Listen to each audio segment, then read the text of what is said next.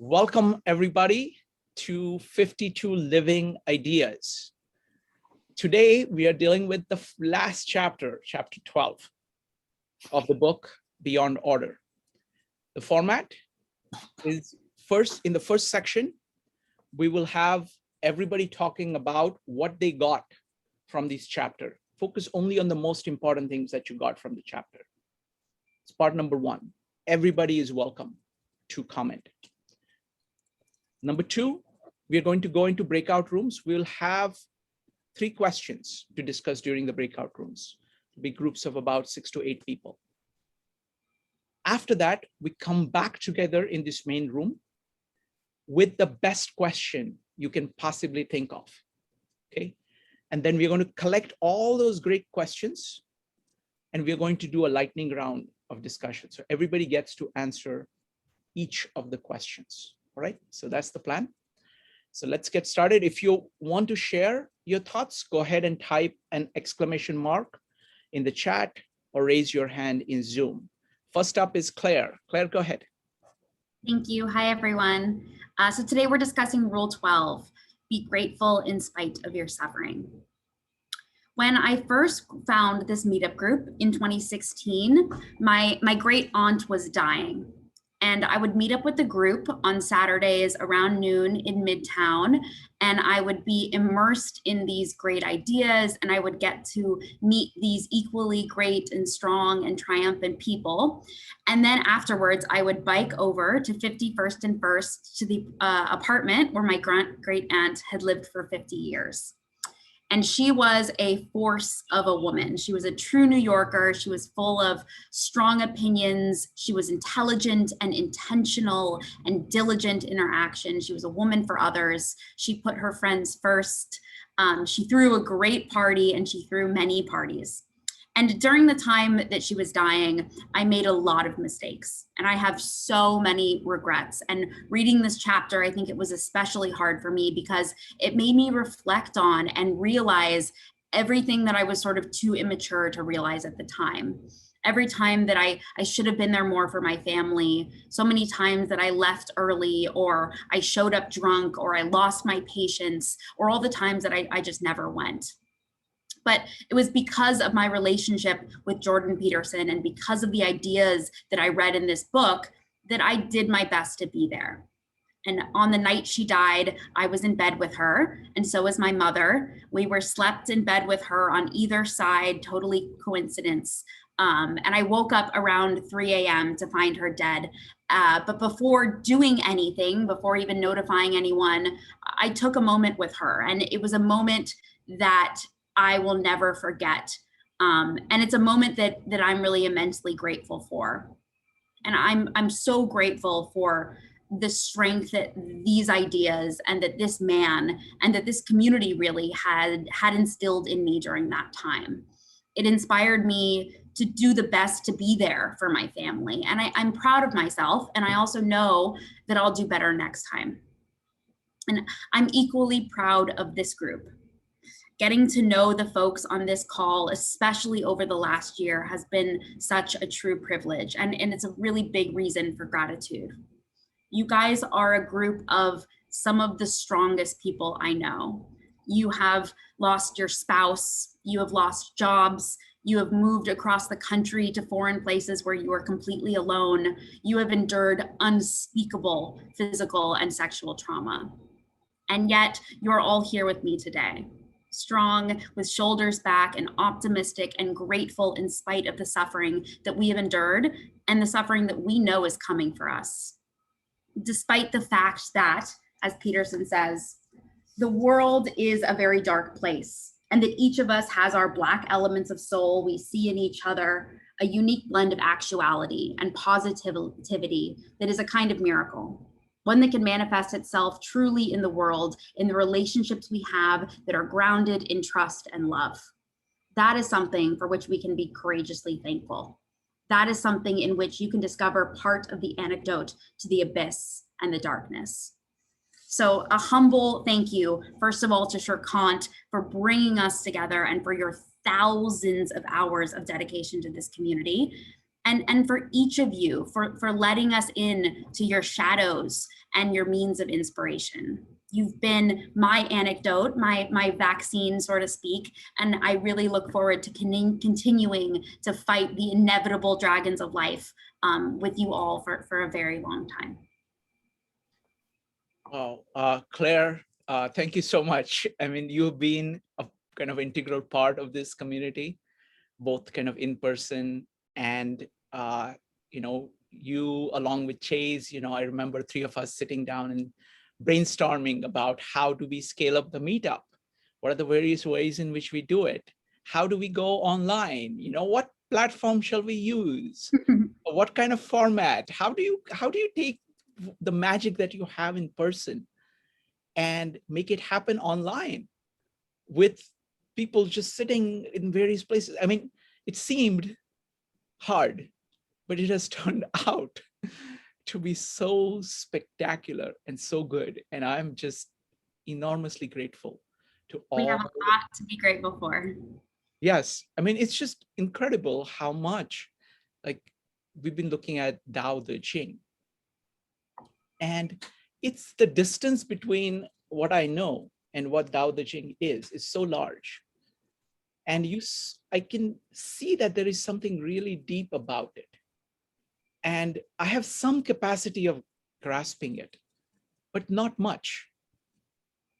And to have all these voices at various stages, some people who had been studying it for 44 years, and some who have just begun,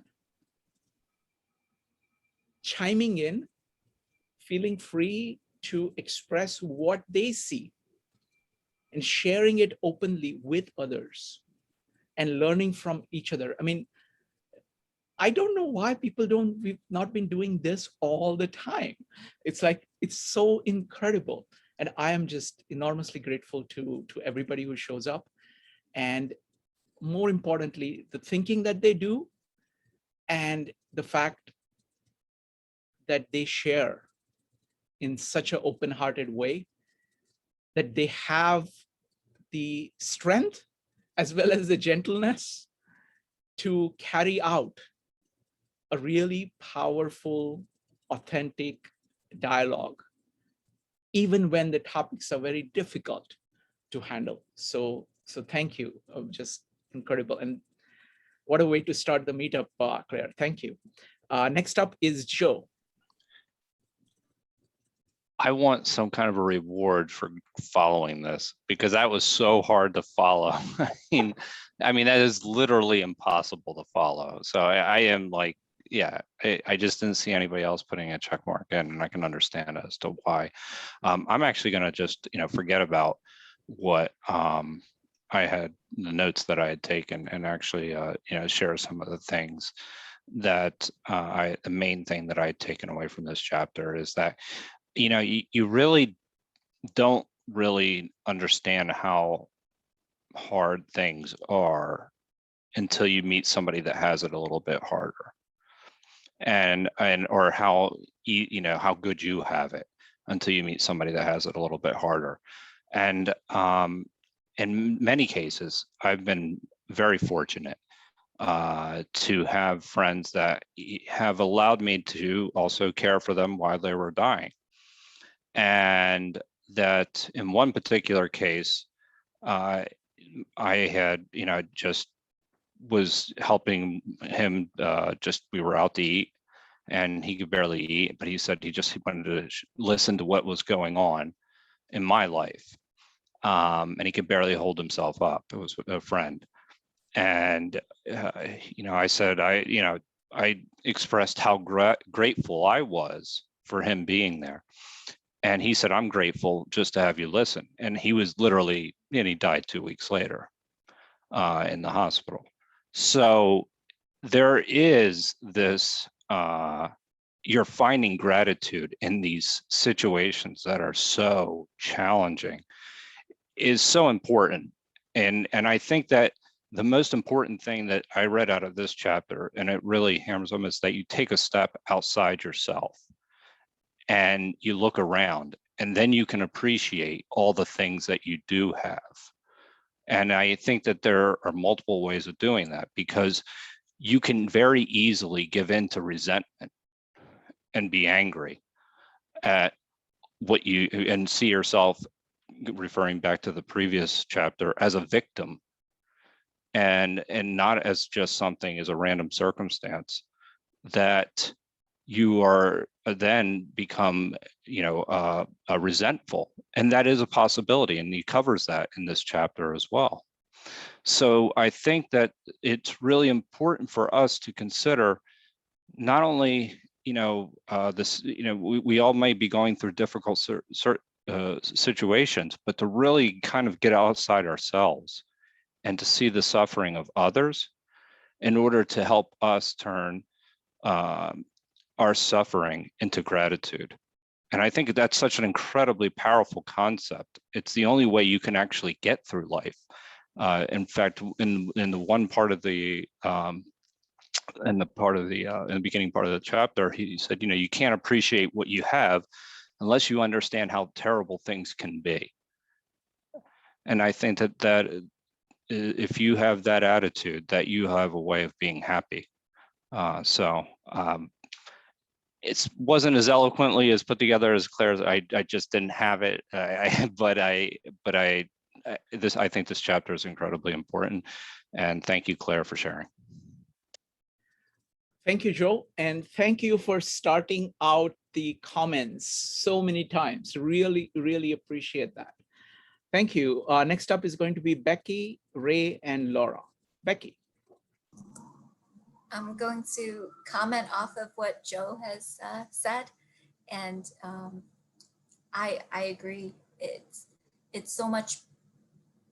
You can really stir up gratitude when you don't look at what is above and who is above you, but look at what you have relative to what other people who have less of.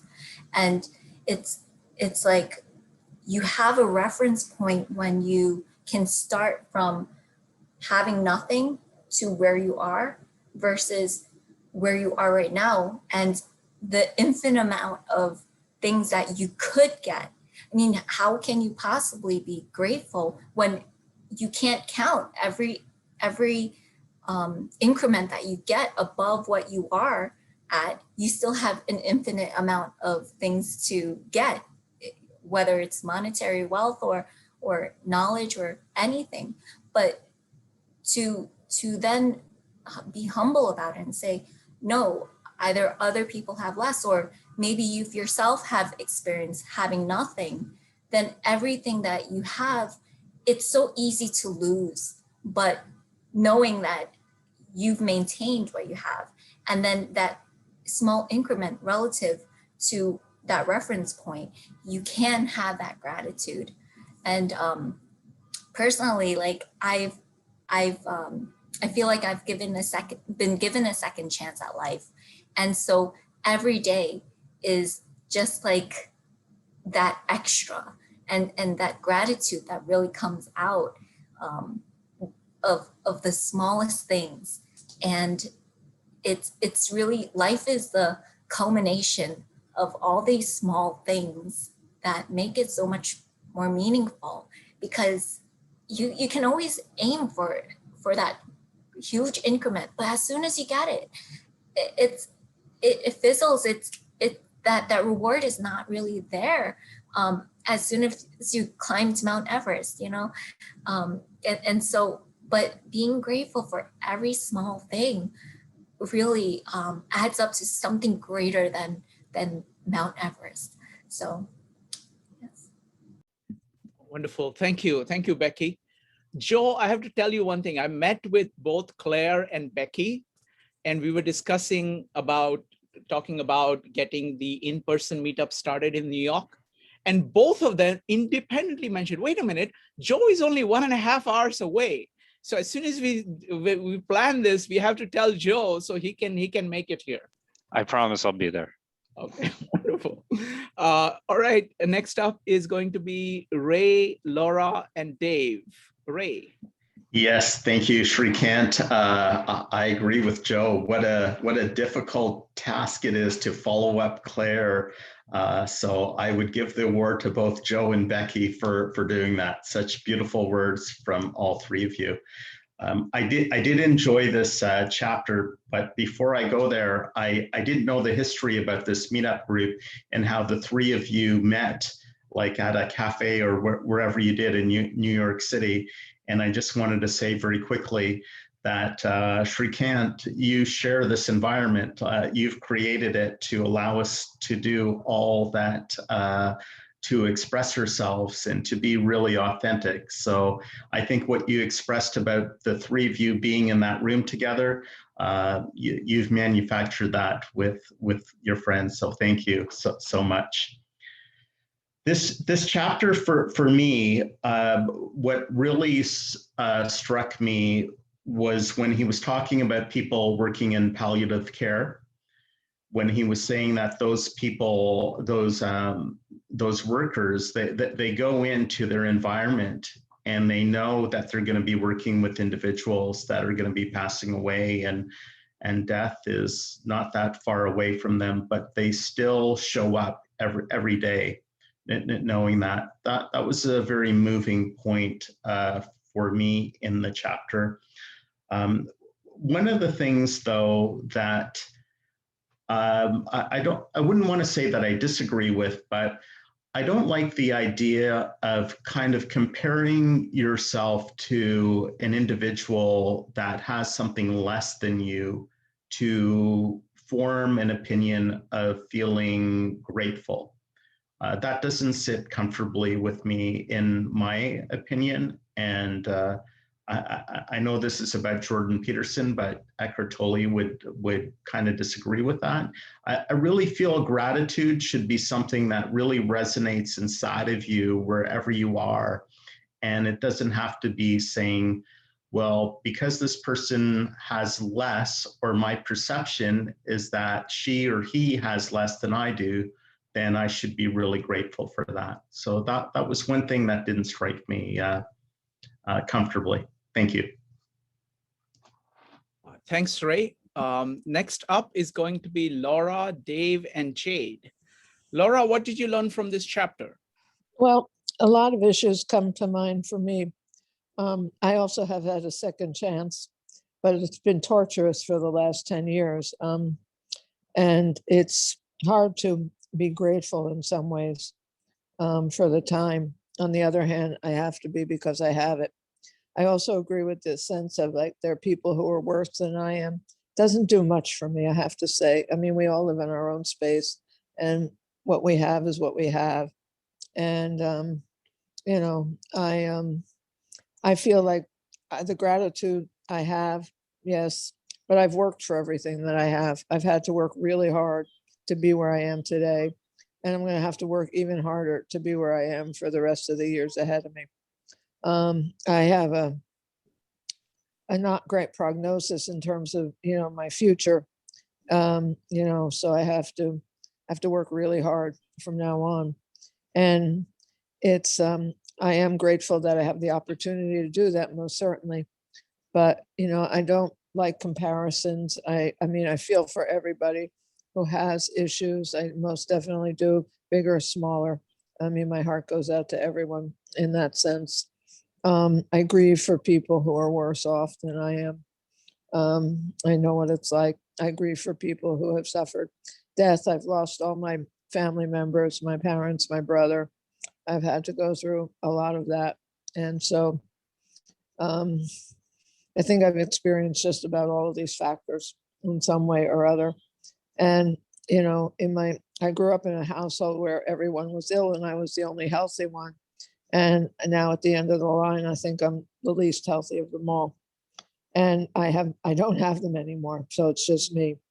And I can't expect, my friends are wonderful. They're trying to be caring.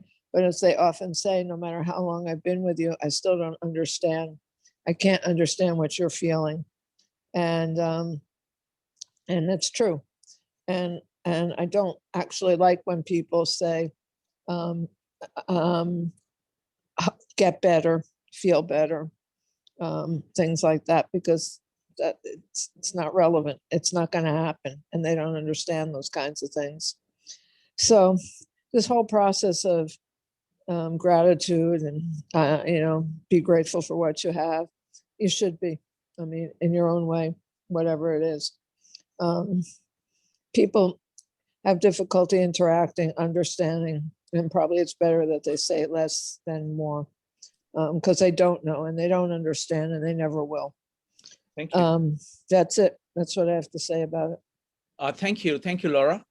Next up is going to be Dave, followed by Jade. Dave. Yeah, thanks, Shrikant. One thing that I would like to stress out of this chapter was Thanksgiving. And how he was saying it was one of the most important holidays in our calendar, and that, it's almost a religious holiday. To many people it is. And I think a lot of churches talk about Thanksgiving in that time. And it's also a time to get together with your family. And since I don't have any family close by, my sister's in Washington, D.C., but for heaven's sakes, I always invited international students to join me.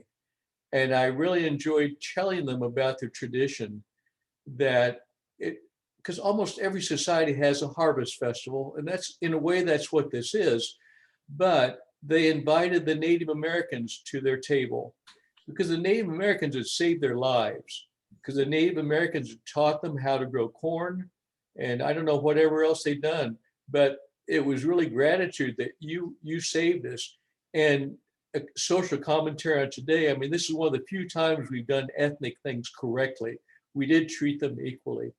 But the other fun thing was talking about when I was growing up in the 50s and 60s, Thanksgiving was this feast, and we were eating this food that we never ate any other time of the year. Now these days, turkey is pretty common, and you see sweet potatoes in the store all the time, but cranberry sauce and dressing, whatever the heck that is, and pumpkin pie, it was one of the strange things. We had this tradition of all these strange foods. But anyway, the fact that how important gratitude and being thankful is, I think is really important, and I really enjoy this chapter. Thanks. Wonderful. I can't resist this, but Thanksgiving is one of my favorite holidays, because ultimately you make a holiday yours through action.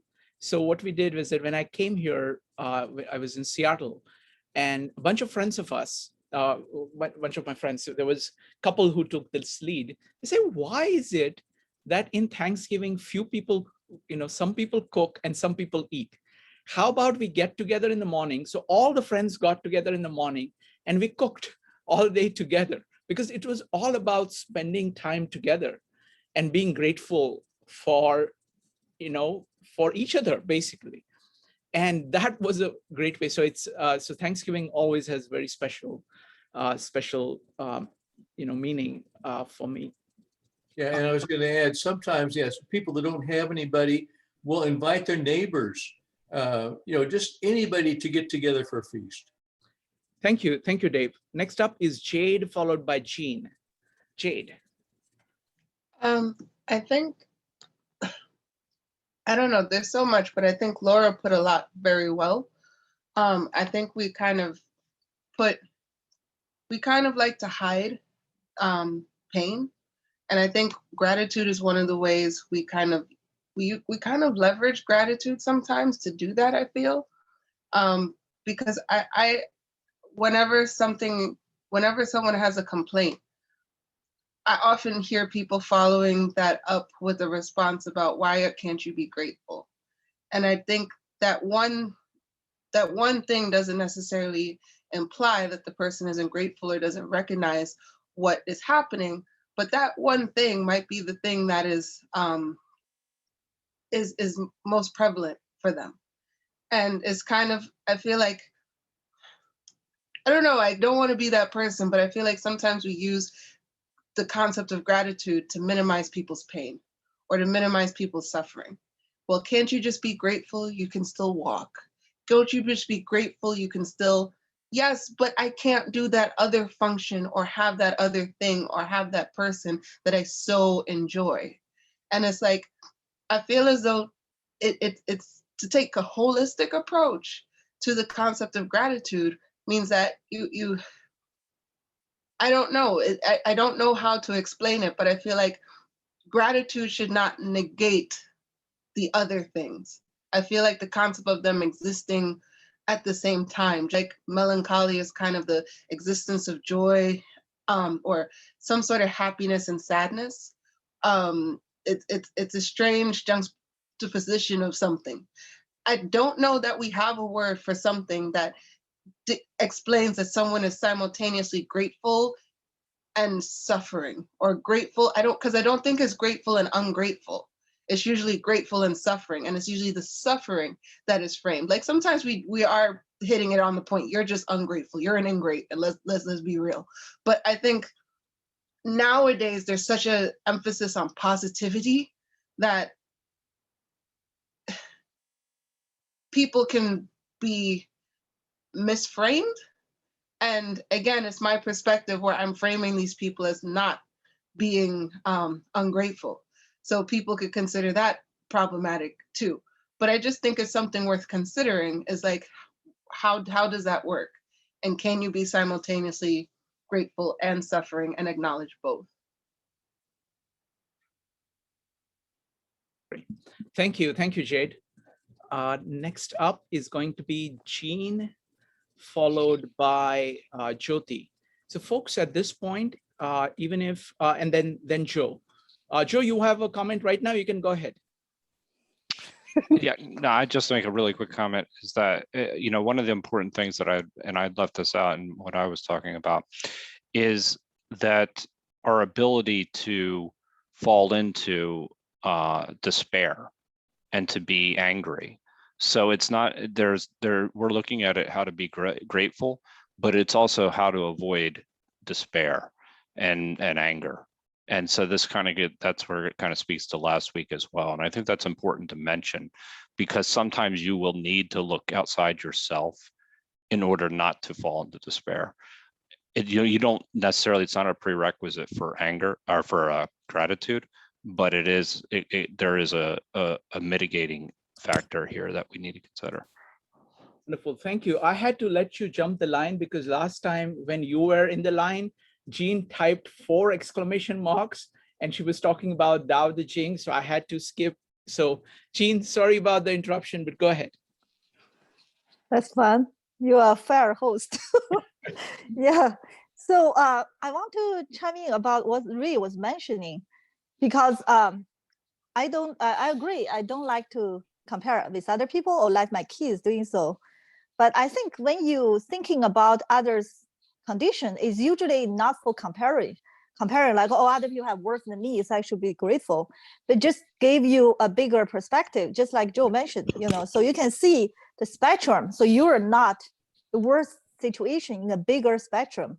Then you can better assess your situation. Instead, you feel terrible. I want to give a real example. Like my younger son, I mentioned, have a lot of challenge, allergies, then ADHD, the school challenge, everything is all related. And so I was like, sometimes was a little bit frustrated. So much work, creates so much work for me. My older son is like 1/3 of the work of the second one. But anyway, but then I think about some other kids, they even have worse situations like, oh, this is nothing. At least he's relatively healthy, he's functional, so it just make me realize, like this is the condition I have to deal with. And I learned a lot through that too. I should be thankful for that. And also see a bigger picture, you don't expect you're always in the best condition in every situation. Anyway, I think it's not comparing with other people to feel better. It's just to see a bigger spectrum, to see where you are, so you can better understand the situation. Wonderful. Next up is going to be Jyoti, Pegor, Jonathan, and Jonathan, go ahead. Jyoti.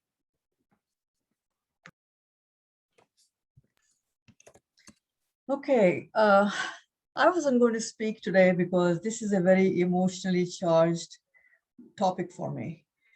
But after hearing few comments, I thought maybe I will speak up.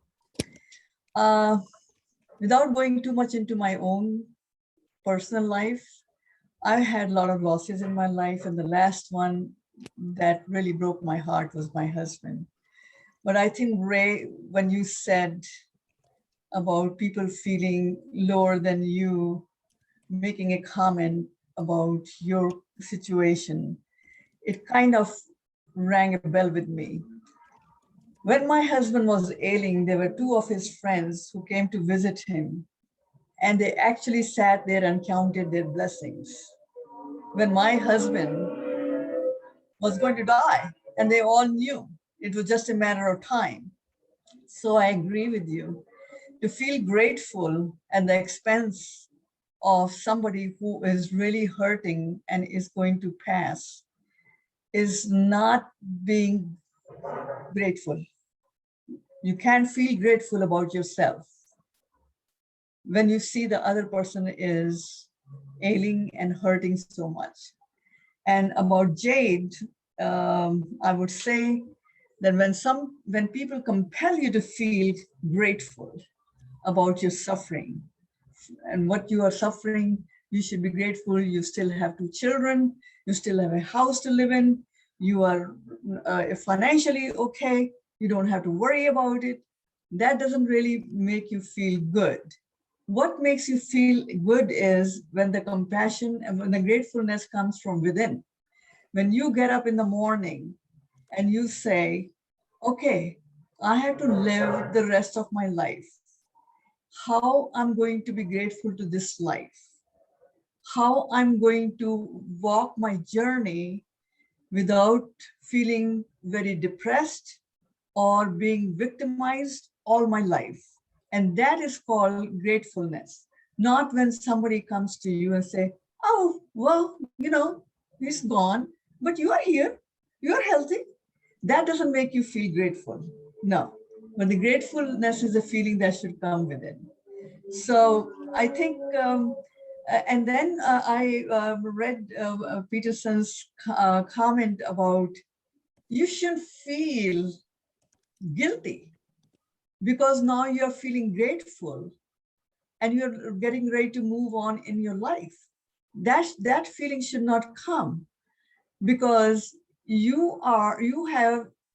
didn't say that, but you have done enough in your life, you have paid dues, your turn is going to come. So you have to move on in life.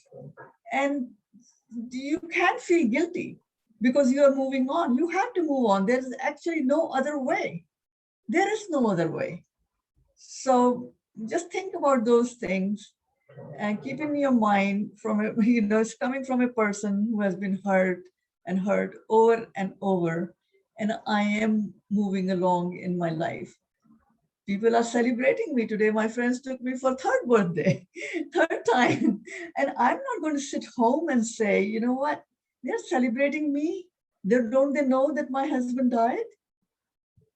I have to move on with them. I have to make myself happy. So no, I'm not going to feel guilty. Thank you. Wonderful. Thank you. Thank you. Next up is going to be Pegor, Jonathan, Max, Mike, Ray, and Laura. Pegor. Yeah, so sort of in response to Jade's question, I think at least from Peterson's perspective, the prescription, let's say, to be grateful is to prevent yourself from falling into that state of where you want to destroy being itself, like, and not in the sense of like that, like be grateful you have these things despite your suffering. It's more of like the final safety net before you go into the abyss, sort of thing. That's the way, at least, that I see it. Because you can complain, rightfully so, of all the troubles in your life, but if the moment you start thinking about like destroying being itself, that's when you should try to be grateful for the things you have so that you avoid falling into that pit. And with respect to the sort of comparing being grateful from others, the way I see it is, it's not to be grateful from others, but it's like when you see someone else suffering more than you are, for me, it's a reminder of the fragility of my own state, of like how quickly can I fall into a worse state. And I mentioned this in the discussion before we started. It's like everyone is living in a Goldilocks zone where things are just right, and then a bit to the left or a bit to the right, you can fall off the cliff, so to speak, or end up somewhere not good. And I think looking at others, it's not to say like, oh, look, this person is suffering from this, and how great, and I should be grateful that I'm not suffering that specific problem. It's more like their life was going well, and then overnight it became, they started suffering, and I can experience that same sudden transformation. And so I should be grateful that at least till today, I haven't gone out of the Goldilocks zone, and not in sense of specific particulars of each person and their suffering. Wonderful. Thank you. Thank you, Pegor. Next up is John, followed by Max. John. Yeah, I really like this chapter. I think it was a great chapter to end the book on. I think gratitude is a very powerful human force. It's sort of something we can all manifest, but we all have to manifest it in different ways because we all have different circumstances. And I think for me, the key insights were sort of how he talks about bitterness, which is sort of like gratitude's shadow. And to me, the chapter was more warning against bitterness rather than being grateful. And he goes into that with sort of talking, and sort of this is sort of what Pegor was talking about too, is how bitterness can lead to resentfulness, and how that really can be the root of a lot of evil. Because when people become bitter, they become basically angry at the world, and then they can justify any behavior because, somebody's done something wrong to me. Why can't I do it wrong to somebody else? And Jordan Peterson sort of has this really great line where he says something along the lines of, it's usually never the person who did you the wrong that you're now doing the wrong to. And so I really thought that was a key insight. I'm not really like really that philosophical or religious about the devil, but I liked how he sort of made that connection. And yeah, with regard to gratefulness, I didn't read his, I didn't read that as I should be grateful. I should think of somebody who's doing worse than me and be grateful. I saw it like the way I understood it was, there are people who don't have what you have, who never will. You don't know them, but you probably have come across them. And even those people have people that they had circumstances. So there's really not an excuse not to have some sort of gratitude for something as human beings. It's hard, at times it's very hard, but you can put things in perspective in such a way that you can manifest gratitude in very dire circumstances even. And so I think that's a tremendously, and it's not something where it's like a moral judgment. I think it's more like a psychological power of us to put things in perspective. And, you could blow it out into space, like, the Goldilocks room, like Pegor was mentioning, like we live on a rock. It's hardly on the sun. We can't find anything else out there that's close to life in, billions of years. And we live in a time on that rock that's like a brief moment of time. And we live in a country where we can talk about these things. And so you can play this game and at least manifest some iota of gratefulness. And I think really the whole point of that is to counteract the bitterness that modern society somehow forces us to, that sort of is epidemic to society, where we just feel it's not enough. So it's something that I need to be reminded of from time to time. And so I was very happy to read this chapter. Thanks. John, one quick question. Yeah. Why do you think this was a fitting end to the book?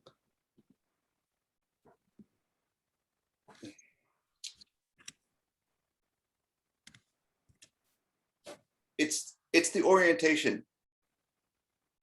It gives you an orientation. It's a really lovely orientation that you can take with you.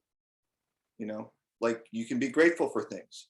There's suffering, you know, suffering sucks. Everybody has it. We all have to deal with it.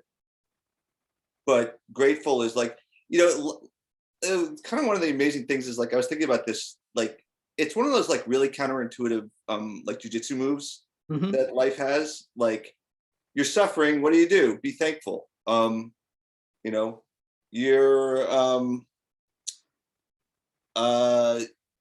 what's another one? I had, you know, you're going too fast, slow down. Or, you know, you're too greedy, be humble, or things like that, you know, get down to earth. And so I feel like there's something about humans where like the counterintuitive thing, and gratefulness is one of those. And so that's really one of the things I like. I like those things that are sort of like so counterintuitive yet so powerful when you use them. And so, you know, we could take this and do something with it. We don't need another chapter. Wonderful. I think it is kind of similar to how he ended the first book with pet a cat when you encounter it, because it's kind of like an approach to existence itself. You know, your reaction to the sheer existence of life and that you are alive, and just appreciating that at a very deep kind of metaphysical level. So it's kind of coming back to it. So I think you're right about that. This is a good way to end a book, because even the first book, he ended it in a kind of analogous way. Thank you. Next up is going to be Max, Stefan, Mike, Rupali, Ray, and Laura. I'm giving priority to people who have not spoken before. So go ahead, Max.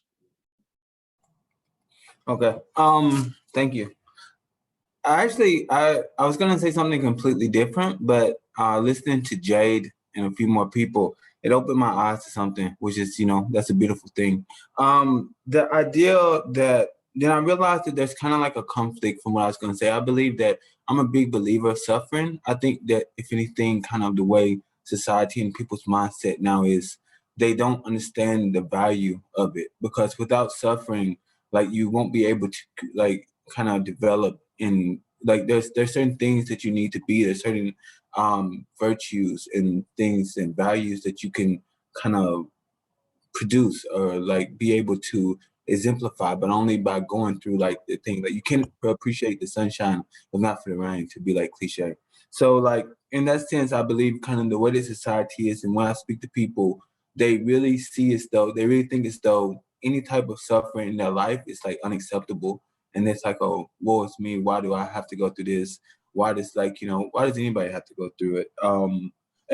And so I've always had a really hard stance, but it was kind of interesting to see like gratefulness could almost be used as kind of a suppression.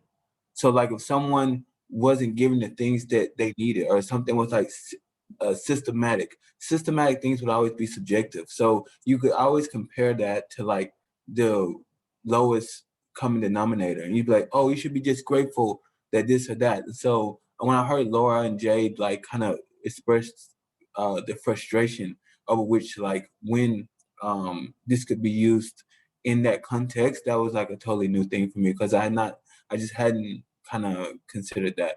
Overall, as a chapter, I think that this was a pretty good chapter.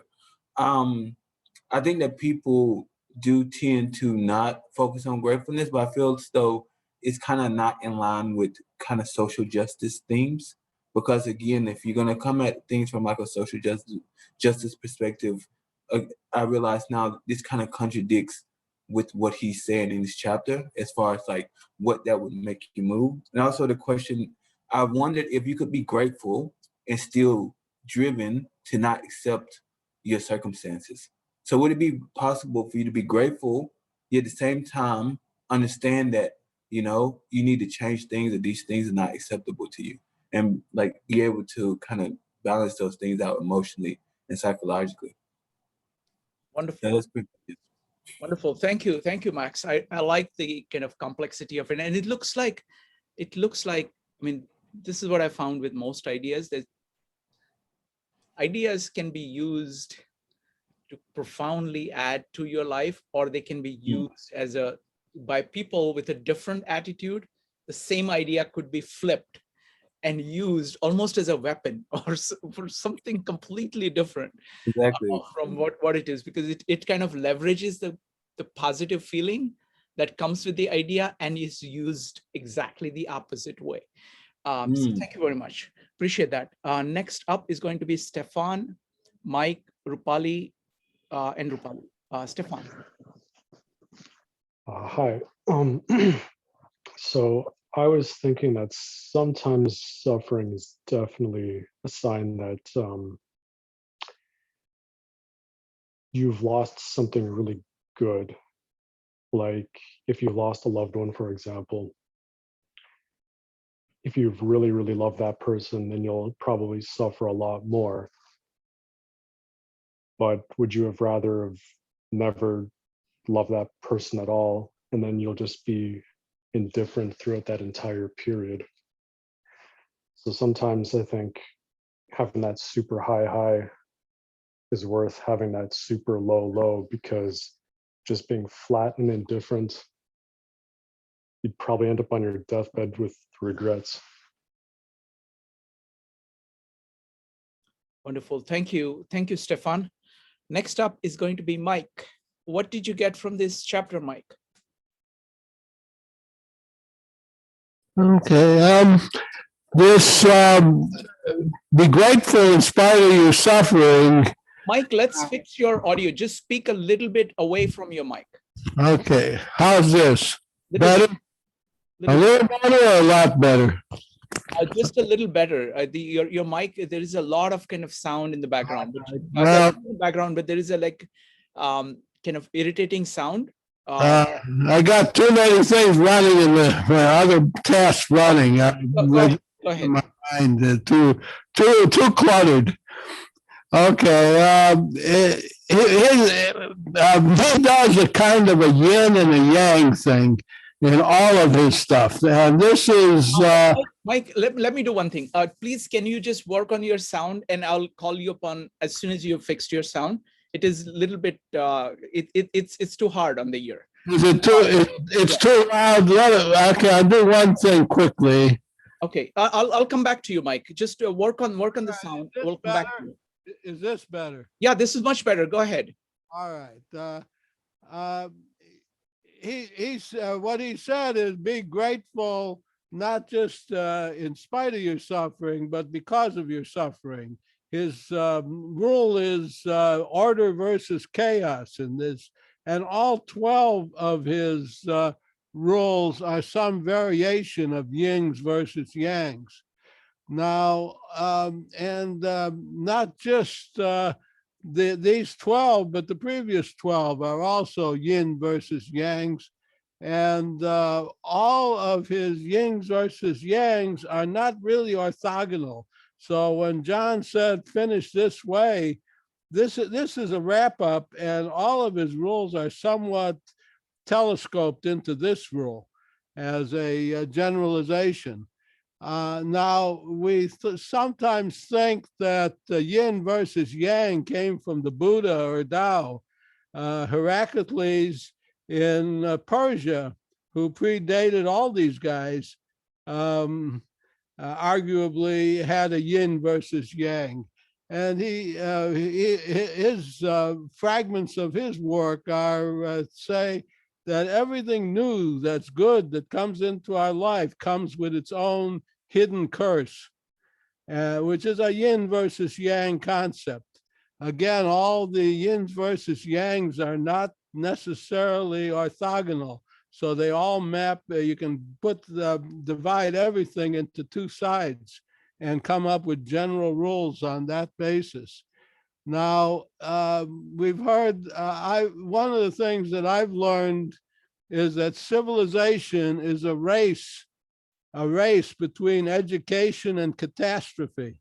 And that's how, we saw that with some of the, with Julian Jaynes is how civilization developed, and with some of the others in the same concept.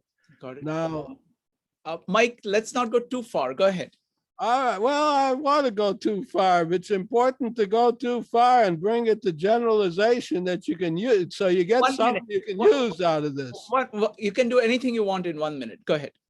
1 minute. Okay. There's a guy named Alan Turing who, with John von Neumann, came up with something called cellular automata. Yeah, and you have to bring it back to gratitude, okay? Gratitude. I'll bring it back to yin versus yang.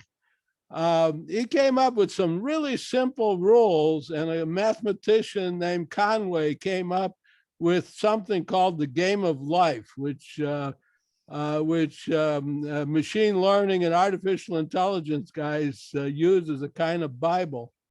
All right. Now, a little bit Mike, more. this is too far. Mike, this is too far. A little bit more, that because you got. I'm going to give you something you can use.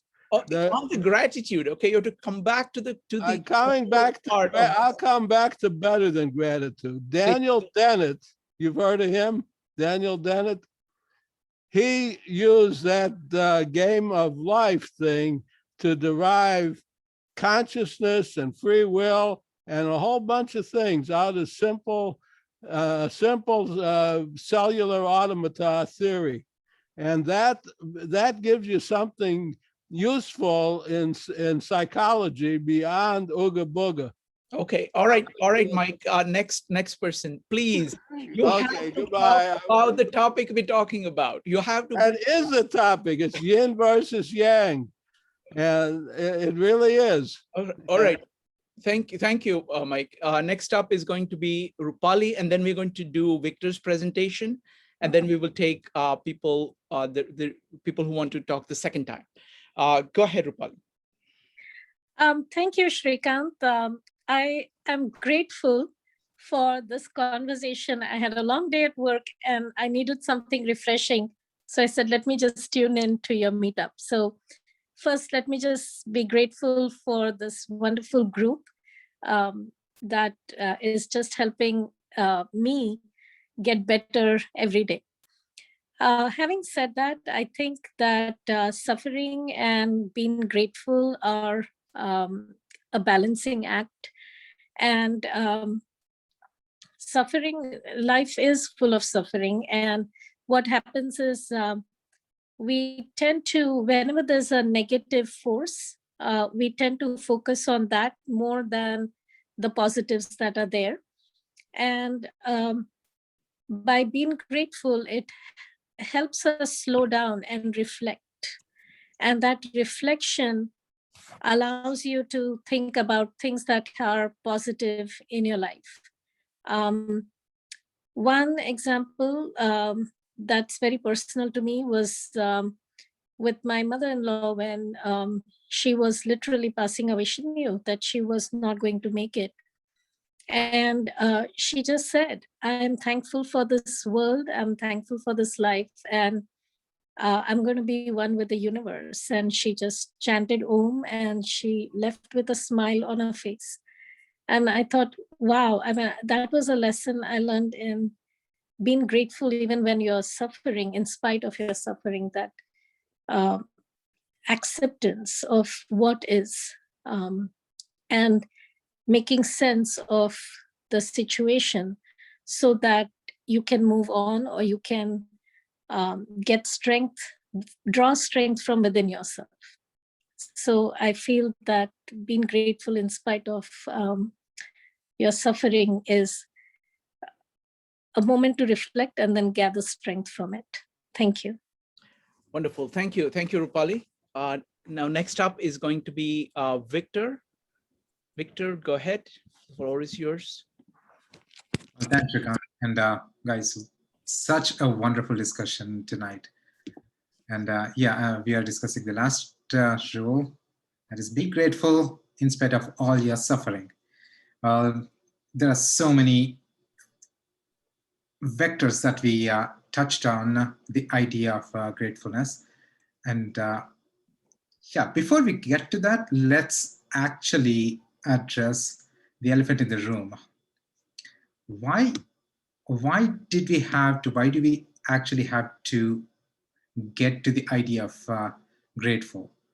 But before that, yeah, so let's look at bitterness. Let's look at resentment. Let's look at unhappiness.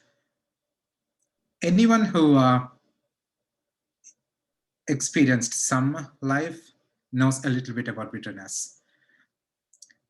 And yeah, there are so many things in this world that we can look at and find all the negative things. Just looking at last 100 years, we have seen so much.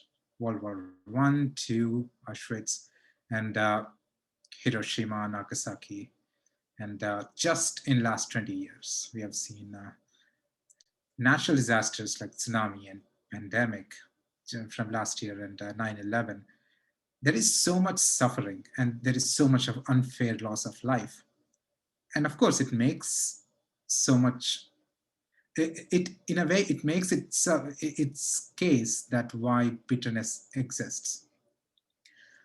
So humans overall, everyone over centuries, over thousands of years, they have faced this particular feeling, and usually they find solace in a couple of ways.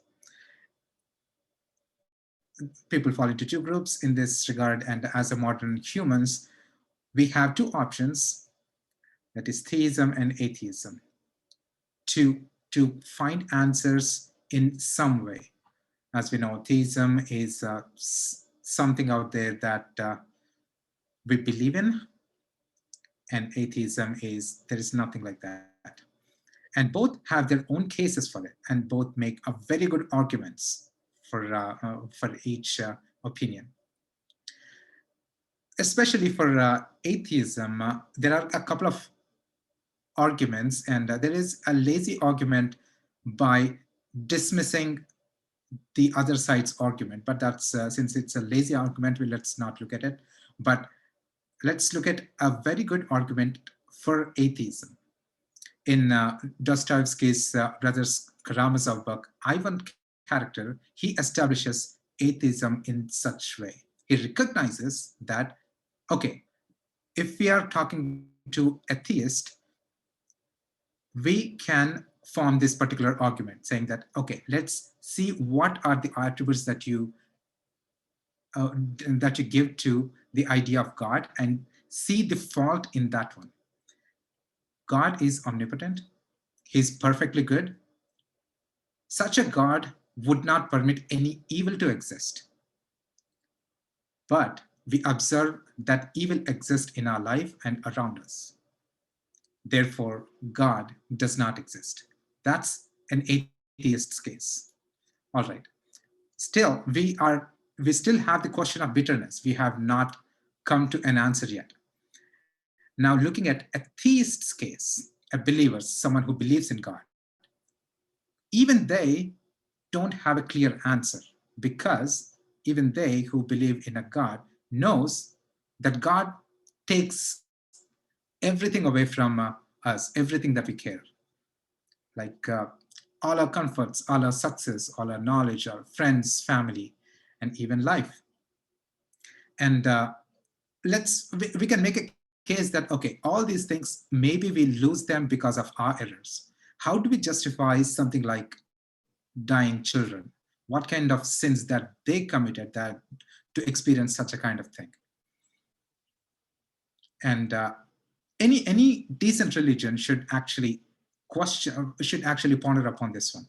And of course, we don't have a clear answer, but we are getting to that. So we still are in the area of bitterness.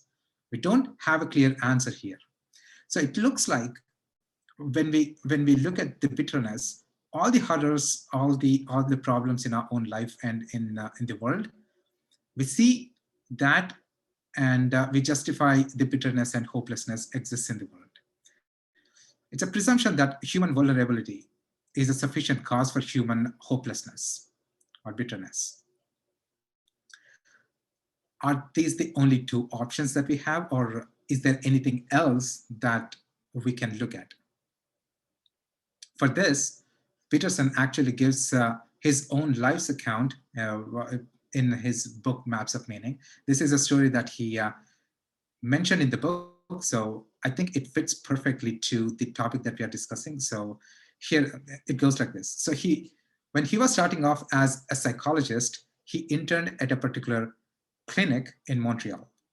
So he met this woman who is like 35 years old, but she looks like 50, and she looks like a medieval peasant.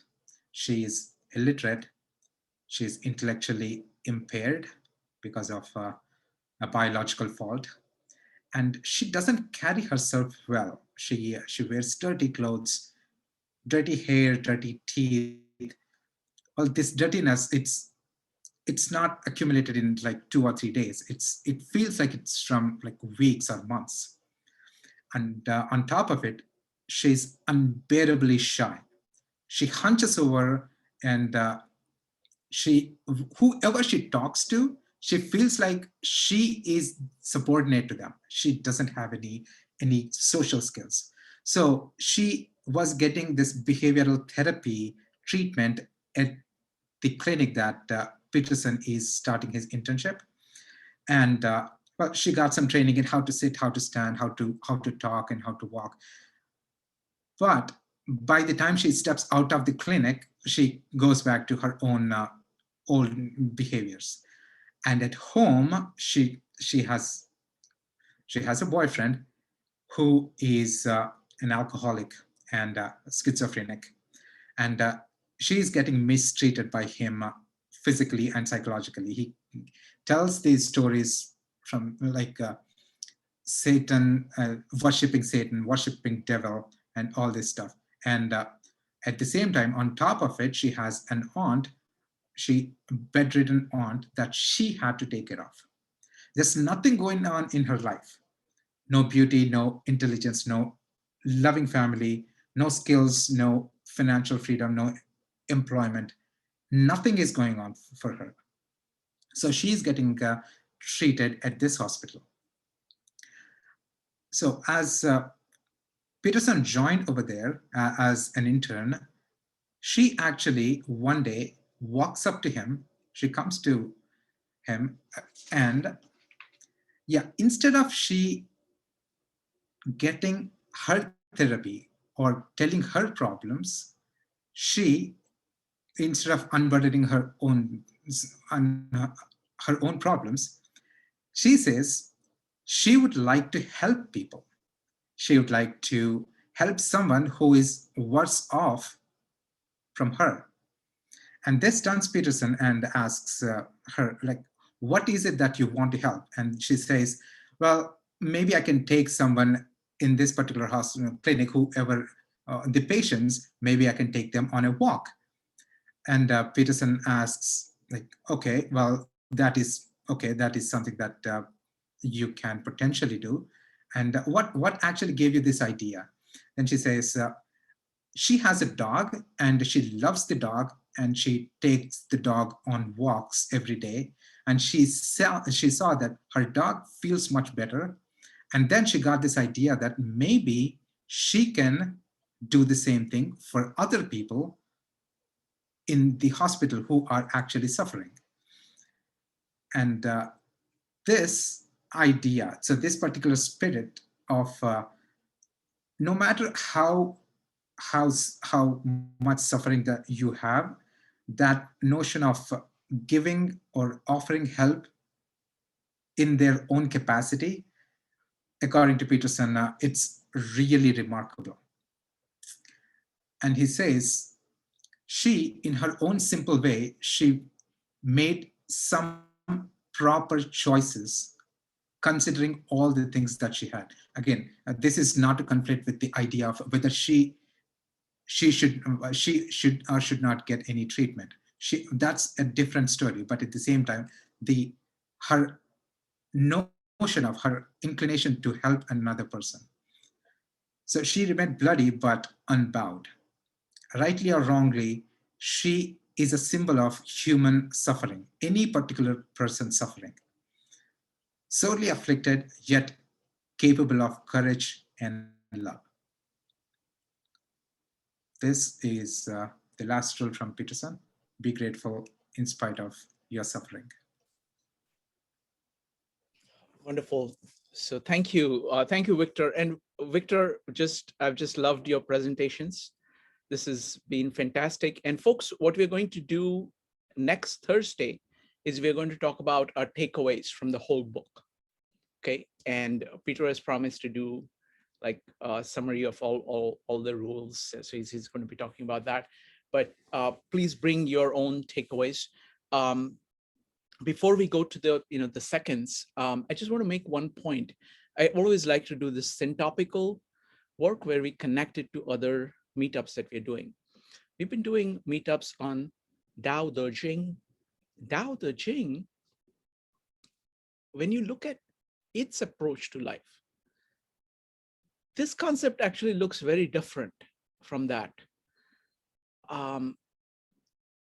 There, again, it is a point that Jonathan was making and the point that Victor started with, or Rupali was talking about. It's really a metaphysical approach. It's your reaction to life itself, to existence itself, to God, whatever you want to call it, nature. It's kind of this acceptance on one hand and kind of reverence almost that it exists, that everything exists, that you exist. And that being so deep and so powerful that the variations don't really affect you as much. So there is this level of serenity that comes from that acceptance and reverence for the whole, for nature, for God, whatever you want to call it, which makes the waves that you have of emotions and reactions, it puts them in a perspective. So I think it's a very profound idea, this idea of gratitude.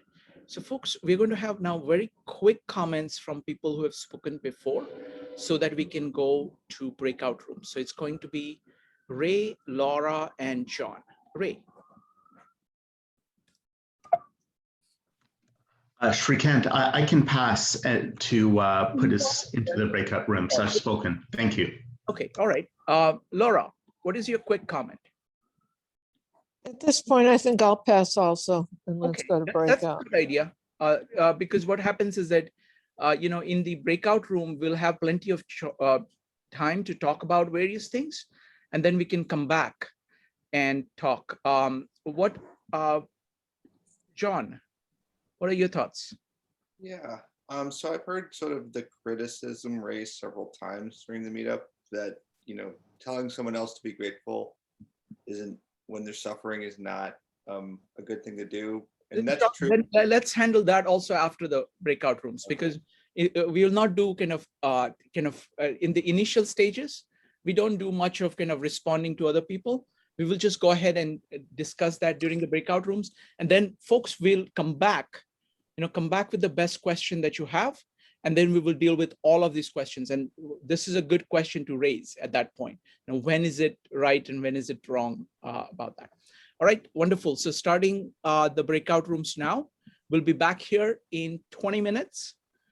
And there we'll get to raise the best question that we can. And we're going to do a lightning round, starting the breakout rooms now. Same time, so curious about everything. So wonderful. Welcome back, everybody. Welcome back. All right, so we are going to do a lightning round, but we're going to do a variation of lightning round. I'm trying out a theory about language. We're doing this entire series on language, and we're talking about the value of orality, of speech, and value of writing. What do each of these things bring to the table? Clearly, writing is very powerful. It has transformed the world. We would not have the industrial civilization without writing. At the same time, orality, oral speech, what it does is that it is very integrative. It leverages our body, tone of your voice, the emotion. It's highly interactive. It's very good to explore chaos. Writing is order, speaking is chaos in a very, very rough way. So the question is, how do you use this? So I have a hypothesis, which I want to test out. I have actually been testing this out for a long time, but I want to start testing it explicitly. So here, what I'm saying is that if we use writing for questions, and if we use speaking for answers, that's going to really turbocharge everything. Okay, that's my hypothesis. So what we're going to do is that you're going to speak out your questions, okay, because I want you to formulate the questions as best as you can. Then I am going to summarize them in a concise way. And we've got an amazing scribe in Pegor, and he's going to write down the questions. So we'll have written versions of the questions so you can reflect on them. And when we come to the lightning round where we start answering the questions, we can we can refer back to the questions, we can think about them, choose which ones you want to focus on. So let's try that. So it's the same lightning round with writing added to it. Okay. All right, so folks, it's time for questions. What are your questions? Only questions at this point. We're going to collect all the questions, and then I'm going to organize them, and then we're going to go and try to answer. Everybody gets to answer, anybody who wants gets to answer any of the questions. Joe, what's your question? Can you be grateful without suffering? Very good. I couldn't have put it better. So Pegor, the question is, can you be grateful without suffering? Wow. Next up is Jean. Folks, line up for putting your questions.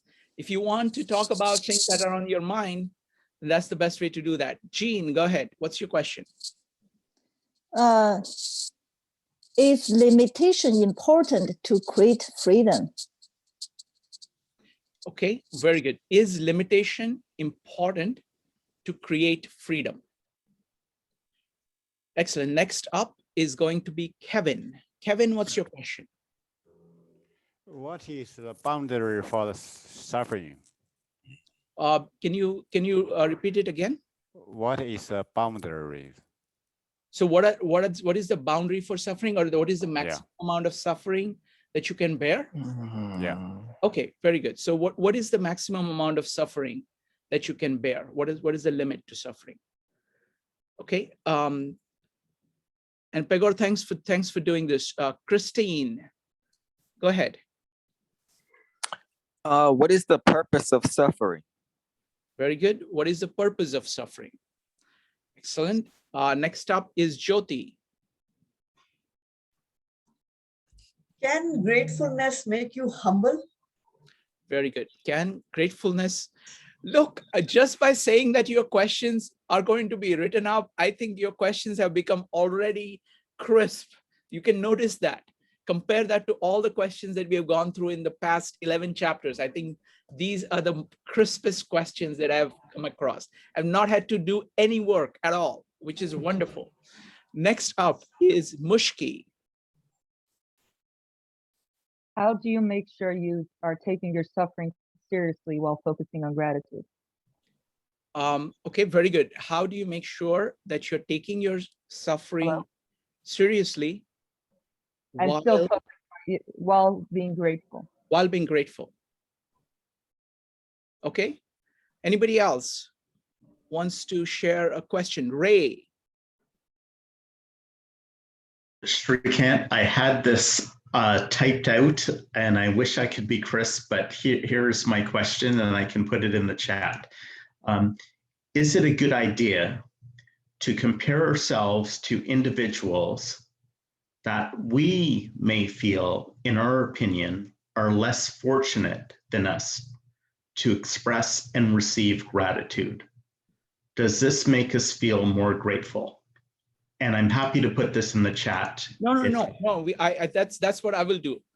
Okay. Don't worry. You can go ahead and put it in the chat. We'll go ahead. We'll use that as a base. Go ahead.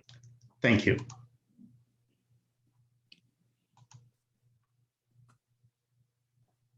Okay. So the question is, let's wait for the question. Let's start with Victor. Victor, go ahead. So towards the end of the chapter, Peterson concludes with the idea of courage and love. How to be courageful. Okay. How to be courageous. Courageous. Okay, so that's the question. How do you become courageous? Next up is Ambika. Did you have a question? No. Okay. Well, I can come up with one, but I don't have to. Next up is going to be Mushki. Mushki, what's your question? How do you cultivate more gratitude in your life? Very good. How do you cultivate more gratitude in your life? Okay. Ray, are you going to put your question? Next up is going to be John. I think Ray has frozen. John, go ahead. What is something you are grateful for right now? Pretty good. What are you grateful for right now? Okay. Next up is going to be Max, followed by Nick. Max. Is bitterness rooted in a sense of justice? Can you repeat that again? Is bitterness rooted in a sense of justice? Oh, wonderful, wonderful question. Is bitterness rooted in a sense of justice? Igor, are you doing all right? I think you're doing a wonderful job. If you want me to hold off a little bit, these questions are flying. Okay, very good, very good. Next up is going to be Ambika. Ambika, what's your question? My question is, have you experienced gratitude transforming into compassion? Very good. Thank you. Have you experienced gratitude transforming into compassion? Ray is joining us. So Ray's question is that I'll put it as a general question, but let's go ahead. I think Ray's back. So Nick, go ahead. Can you be truly grateful until you've personally experienced suffering? Wonderful. Can you be truly grateful without having experienced suffering? Rupali. So after developing a habit of being grateful, what changes do you notice in your life? I think it's similar to the question that was mentioned before. No, sorry, can you repeat that for me? Yeah, I was saying that, after really internalizing the habit of being grateful, what changes do you notice in yourself? Oh, wonderful, wonderful. So once you have internalized gratefulness, what changes do you notice in yourself? D. How long do you have to suffer before you become grateful? Okay, wonderful. How long do you have to suffer before you become grateful? Okay, I'm going to summarize Ray's question. Let's just put it very simply. Is it a good idea to compare yourself to less fortunate people? Does that make you less or more grateful? Okay, is it a good idea? Is it a good idea to compare yourself to less fortunate people? Laura, what's your question? Laura, you need to unmute yourself.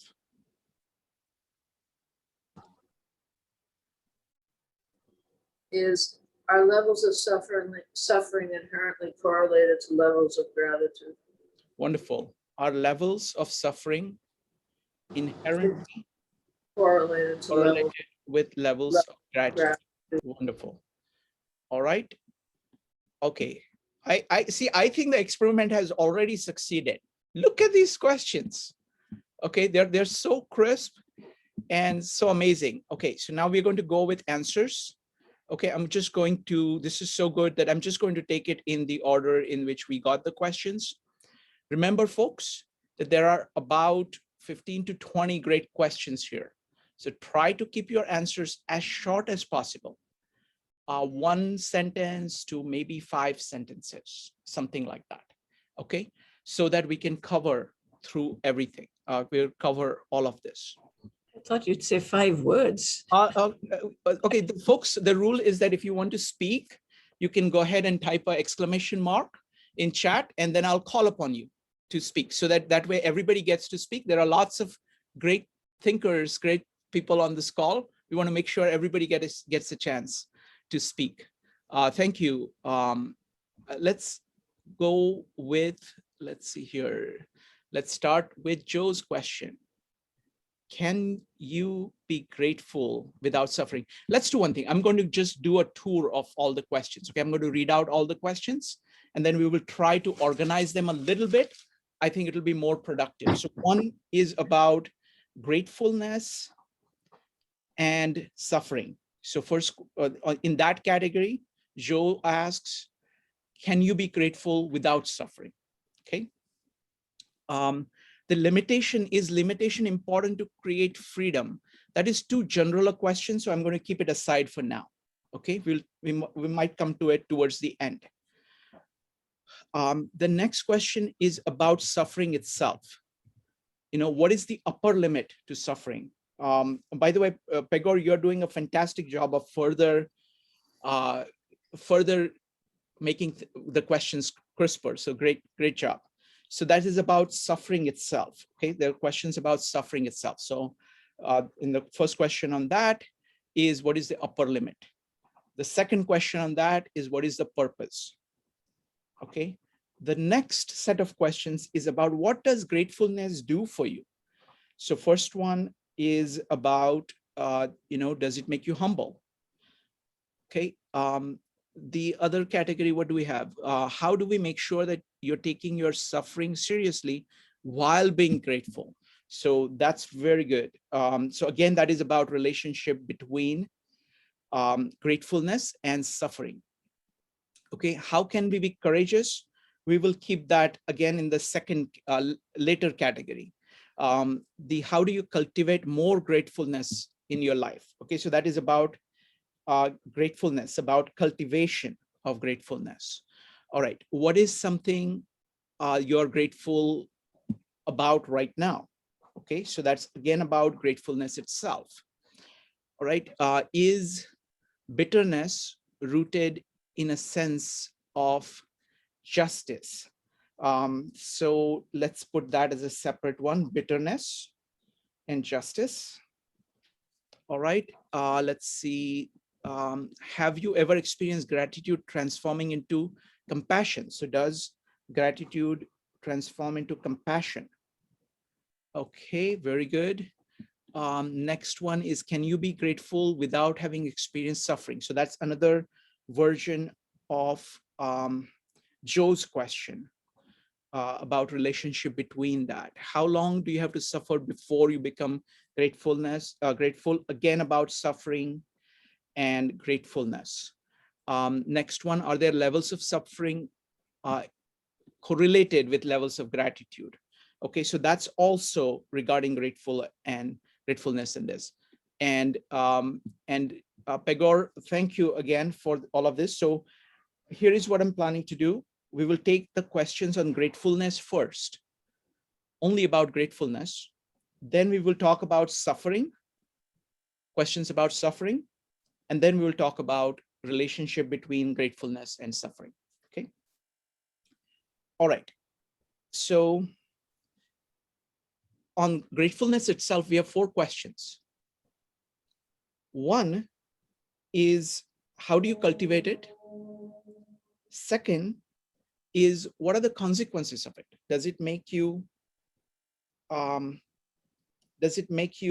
more compassionate, more humble?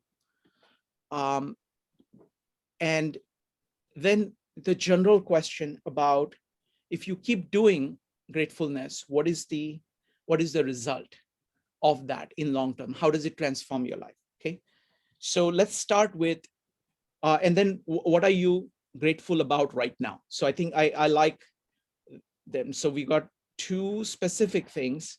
One is the general impact of it. One is how, and last is right now.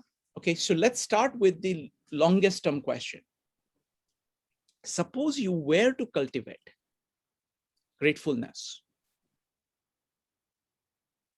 in the core of your beings, if it became a final part of you. I mean, the reason I'm doing this is that I'm saying that is the goal. That is the thing towards which we are aiming.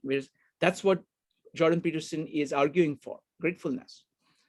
So if you were to succeed, so this is kind of looking at your future self that is enormously grateful, and that's kind of part of you. What would it do for your life? Okay, so that's the first question. Okay, and then we are going to talk about other questions about gratefulness. Then we will go to suffering and gratefulness, and then we'll take other questions. All right, so folks, that's the question. If you internalize gratefulness, what would it do for your life? Go ahead and type exclamation mark if you have an answer, if you'd like to answer it. So it's going to be Dave followed by Jyoti. Dave. Oops. Go ahead. Oh, problem with your sound. Okay, no problem. If whenever you fix it, just go ahead and type exclamation mark. Next up is Jyoti. No, it's fine now. Go ahead. Yeah. If you can develop gratitude, you can develop your humanity and understand we're all in this together. Where right now we see each other as others. Thank you. Wonderful. Thank you, Dave. Next up is going to be Jyoti, Joe, and Rupali. Jyoti.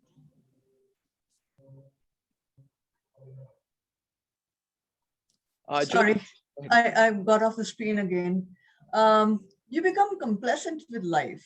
You are very content, and you are very compassionate. But this is what it will do to you.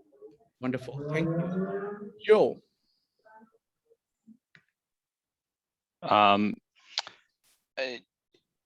It can help you see the best in others, and it can also help you transform suffering into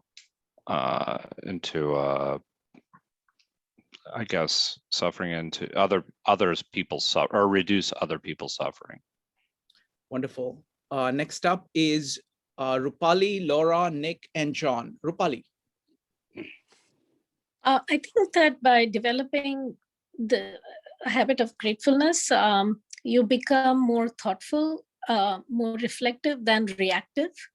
And so instead of reacting quickly to what somebody is saying, you take a moment to pause and think before you react. Wonderful. Thank you. Next up is Laura, Nick, and John. Laura. I think it would make me more mindful and more compassionate. Wonderful. Next up is Nick. It would allow you to see the beauty of creation for what is rather than what you wish it to be. Wonderful. I like that. Next up is John. Gratefulness allows you to appreciate what you've been given rather than what you have, because you have been given your life. Not that something you have. Wonderful. Now what I want to do is I want to go to the other extreme of the question. What are you grateful for right now? And once we've answered that, we are going to talk about how do we cultivate gratefulness, and then we will look at compassion, the results of gratefulness in compassion and humbleness. Okay. All right. So for this one, what are you grateful for right now? It's going to be Joe, Jyoti, and Pegor. I'm going to answer for everybody. 52 living ideas. Thank you, Joe. Next up, I second that.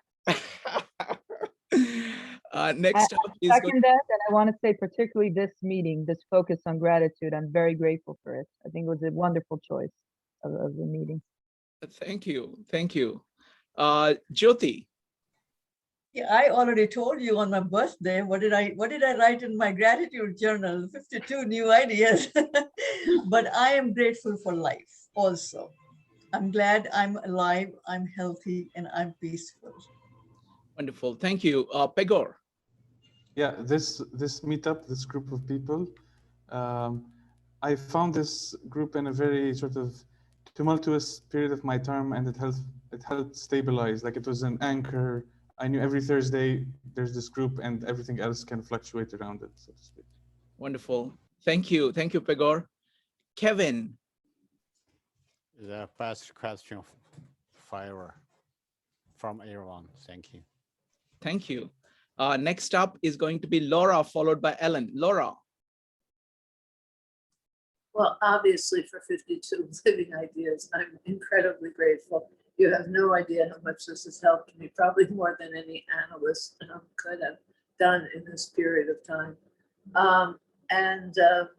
Yeah, I can't say how much I thank you, Shirkan, for your kindness as well, individually. What else am I grateful for? Oh, well, I guess personally, this little gizmo that they put in my back that makes me now control something that takes the pain away. And it's like a whole other world I live in now, which I didn't realize people had. So that's my own personal gratefulness. Thank God. That's all I can say. Thank you. Next up is going to be Ellen, followed by Brian. Ellen. Well, thank you. Yes, I am another who is very grateful for 52 living ideas, and I found it during COVID, and I found it very sustaining, and it's just marvelous. And I have gratitude for having gotten through hearing loss and then tinnitus. And so I became a volunteer with the American Tinnitus Association. And someone pointed out to me earlier today, right on here. Ellen, we have to keep the answer short so that we can go through 25 questions we have. Okay. So I'm grateful for, I've gotten gratitude from suffering in that way. And thank you. Thank you. Thank you, Ellen. Next up is going to be Brian, followed by John. Brian. So I'm also most grateful. Can everybody hear me? Yes. Most grateful for the 52 ideas. As others have said, it's been wonderful for me. It happened to have come to me through the pandemic. I hope that we don't lose it to the in-person meetings in New York. That one I can promise you, you won't. I will add in-person meetups on 1 day a week and probably do them in a hybrid way so that you can still attend the in-person meetups. Definitely. John. I'm grateful for having been part of this meetup for, I don't know how many years it's been now. At least 4 years, I would say. Yeah. Just seeing the journey and seeing the manifestation and seeing new people come and see their, these messages. It's just, it's great. It's a great thing to witness. It has a lot of meaning. So I'm grateful for the meaning and being able to experience that. And also the bowl of fruit I just had, that this meetup helped me enjoy that much more and be grateful for. So thank you. Well, thank you. Okay, next up is Ambika. Ambika, what are you grateful for right now? I'm grateful for the freedom that I have chosen to create my new life. Wonderful. Thank you. Thank you, Ambika. So, folks, thank you so much. Really appreciate that. And I'm tremendously grateful to everybody here because for me personally, this is a has been a tremendously powerful thing. I think I just love doing this. I love learning and to learn with people like you, thoughtful people. Some on many topics, many people know a lot more than me. Many people are just starting out, and each person with a genuine curiosity brings questions and brings their context, and which makes exploration of all these ideas so much more powerful. It's also very encouraging at a human level to see so many authentic human beings, deeply interacting with one another. So this has been tremendously life-giving. So thank you very much. Next question is going to be, how do you cultivate gratefulness? So that's the question. How do you cultivate gratefulness? If you'd like to answer it, go ahead and type exclamation mark. Joe. Recognizing it daily. I think that's the most important thing. Wonderful. Rupali, how do you cultivate gratefulness? So I was sharing in the breakout room what we do at school. So I run a Montessori school, and in Montessori, there is a lesson that we do. It's called solo.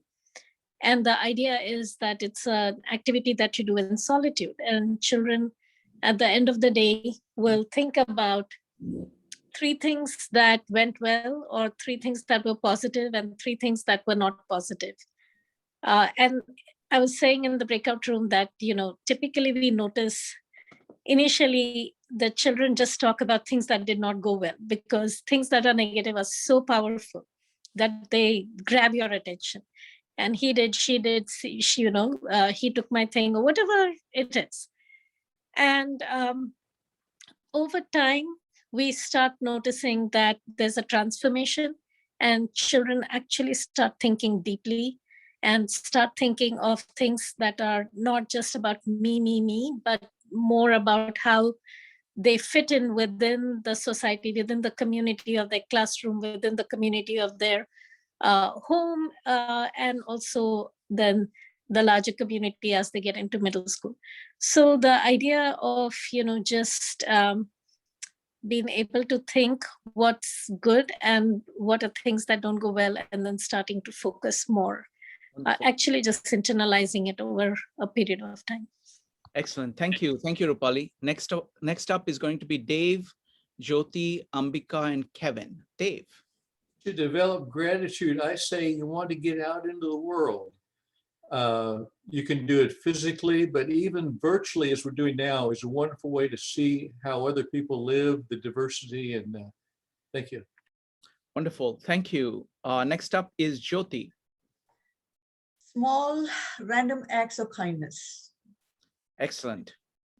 Ambika. Following through what Rupali said about the children starting, the difficult story, it made me also realize to give up your narratives and be grateful for everything, come what may. Excellent. And that's how you get freedom. Give up the narrative. We just get, tell the same story, and it doesn't take you anywhere. So thank you. Yeah.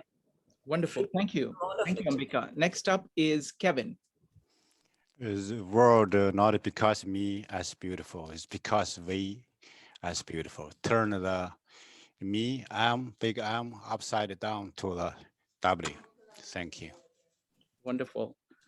Thank you. John, how do you cultivate gratefulness?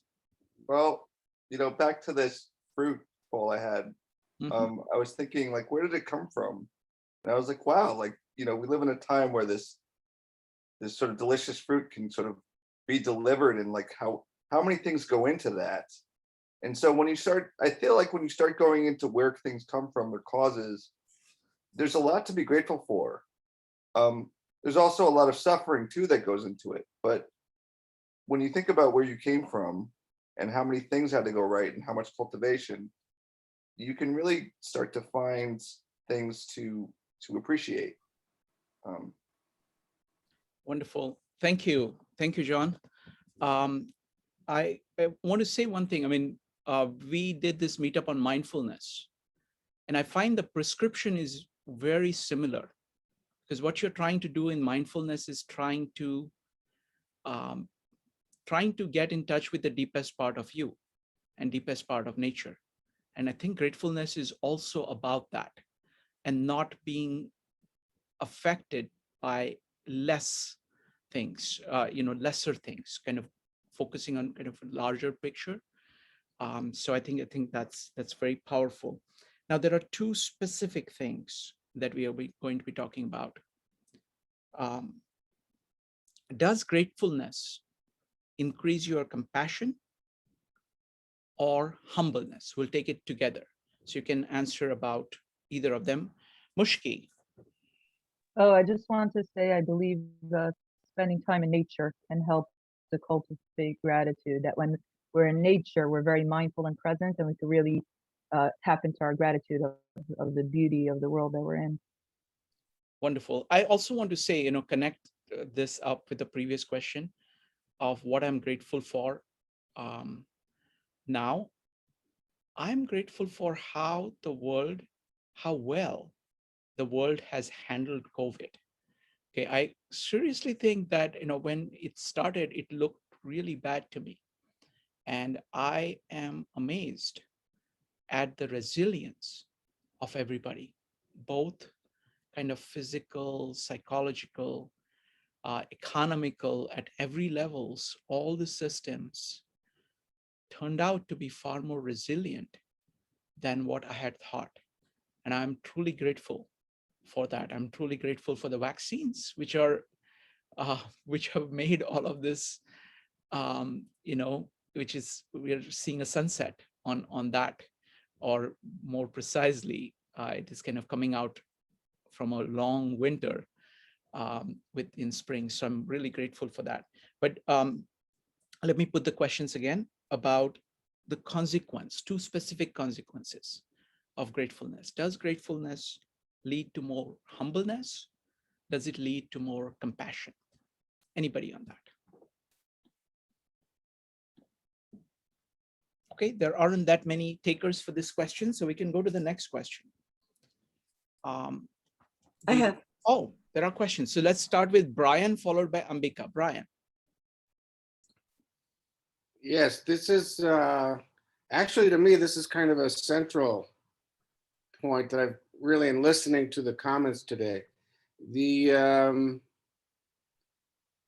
Yes, I think that gratefulness can lead to compassion, but I think it's also the other way around. A compassion can lead to gratefulness. And this ties into Ray's question, comparisons. Can you, I don't know, justifiably be grateful based on comparisons? And I think the answer to that is yes, to the extent your comparison is based on compassion. If you see that someone else is weak or is suffering in a certain way where you can help, you've identified a strength that you have for them, an opportunity to help them. And I think that's part and parcel in being grateful for that strength. So yeah, I think that compassion and gratitude are linked. They can be linked in beginning with gratitude, but also beginning with compassion. Wonderful, thank you. Next up is going to be Ambika, Rupali, Jyoti, and Mushki. Ambika.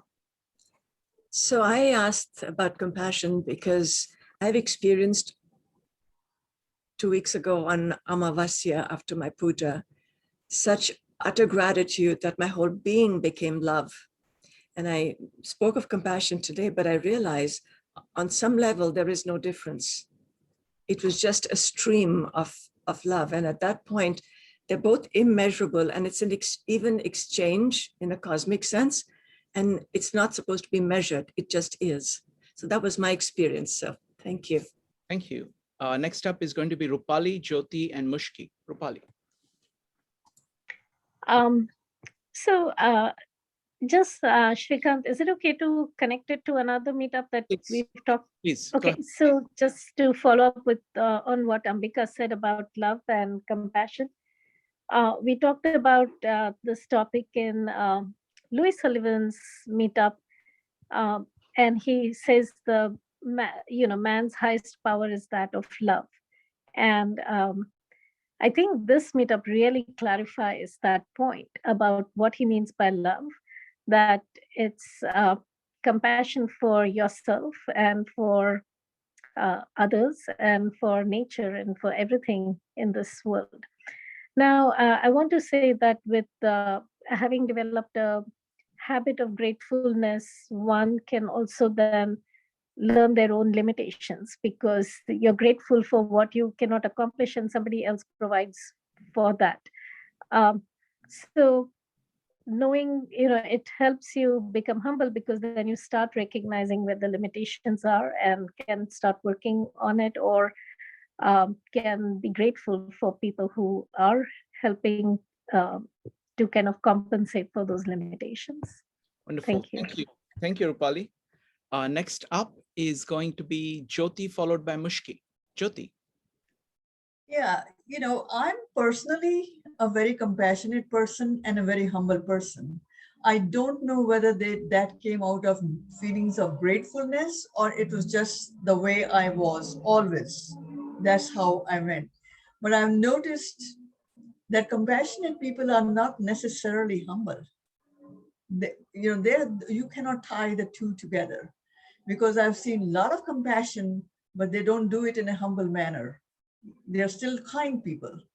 But when you come in contact with them and say, gee, this person is not all that humble as I thought. I just took it for granted because she or he is compassionate is also humble. Not necessarily so. Okay. Thank you. Next up is Mushki, followed by Victor. Mushki. I believe gratitude can lead to compassion, particularly gratitude towards others. So if you reflect on all the good acts of kindness that people have shown you over the years, to use that as inspiration to want to also be there for others. And so the inspiration of the kindness from others, you can use that to be even more compassionate to others. Wonderful. Thank you, Mushki. Next up is Victor. Victor. I think gratefulness can bring out whatever is lacking in us before we have gratefulness. It could be compassion or humbleness. Wonderful. Thank you. What we're going to do is we're going to take I'm going to take the entire cluster of questions because we are running a little late. So I'm going to take the entire cluster of questions about gratefulness and suffering. So I'm going to pose all of them, and then you can answer any aspect of it as you want. Okay. So first, can you be grateful without suffering? So that's the first one. You can talk a little bit about upper limit of suffering. You can talk about purpose of suffering. Next one is, how do you make sure that you are taking your suffering seriously while being grateful? Next one is it a good idea to compare ourselves to people who are suffering more in order to experience gratitude? Next one is, let me see. Is there anything else connected?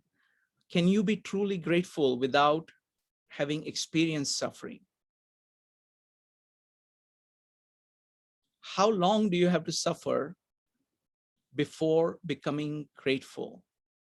Are levels of suffering inherently correlated with levels of gratitude?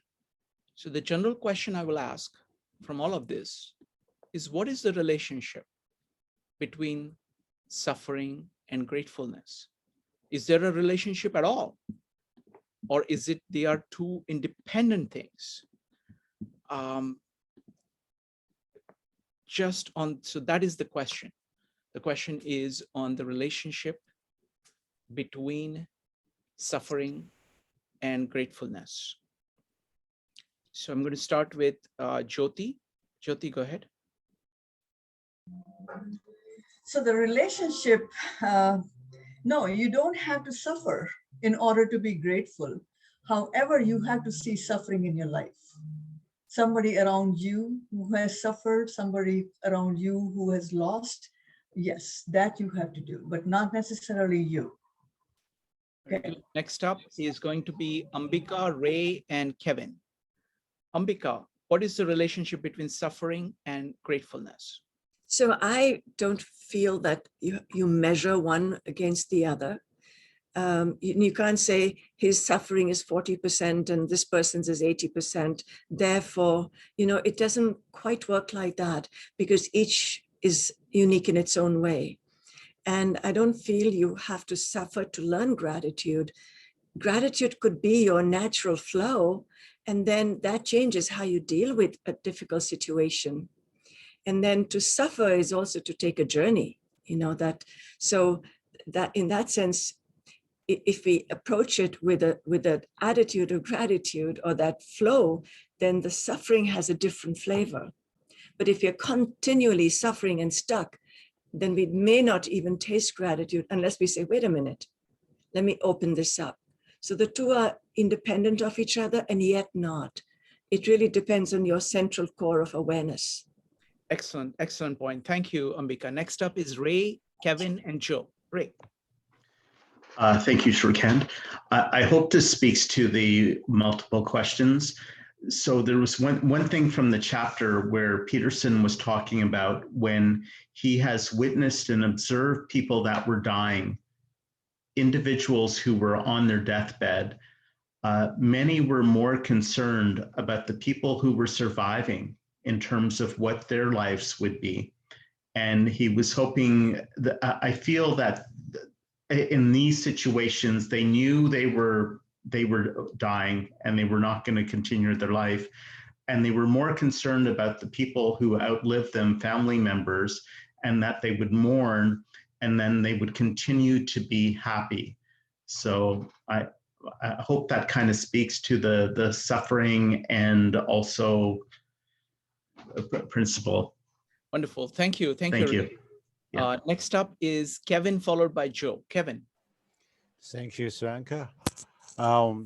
My answer would be it's like a yin and a yang. It's chaos and order, and ground and figure. So suffering on it's on come first. Buddhism, everything is from suffering. You're grateful. It's you nurtured from the suffering. So one way we can use dough, flow with water, follow with water. Thank you. Thank you, Kevin. Next up is Joe. Yeah, so I mean, we kind of touched on this in our breakout room, and so I was just going to follow on what Kevin had mentioned.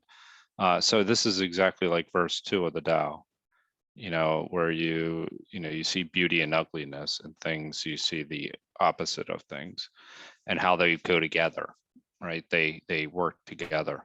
Ultimately, you can kind of see. Well, that's the first part about it, but the second part I want to talk about is the comparison part. I don't like the word comparison as much as it is a recognition of what else is going on around you, because it's not like it's a score, it's not a contest. It's you look at somebody else that's going through more, and then you get inspired by that. And then that inspires you to maybe go work through your situation. Instead of it being like a who's doing, like, I'm doing better than this person, therefore I should be grateful. It's that person's doing more than I am, and I need to be inspired by that. And that helps you see the beauty and the highlight of in someone else. I think that's the better way to frame it than it is to look at it as comparison. Wonderful. Thank you, Joe. So folks, this was a fantastic meetup. And I want to follow up on what Kevin and Joe said about Tao Te Ching. We've been doing meetups on Tao Te Ching for the entire of May, and May is coming to an end. But we are going to, this has grown on everybody, and we've decided to actually explore it in far greater detail than we had planned to do. So there are going to be no meetups. I'm traveling, so there are going to be no meetups on Friday, Saturday, or Sunday. And what we're going to do is we've got 2 incredible meetups, one on Monday, and then a series that we are doing on Tuesday. And I have to tell you about that. They are very special.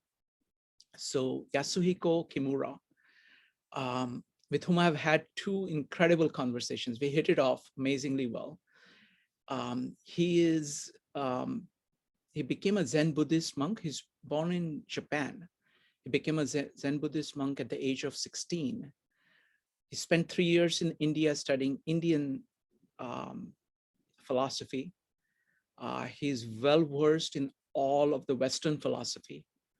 He has translated Tao Te Ching himself 20 years ago, and he's in the process of retranslating it, updating the translation right now.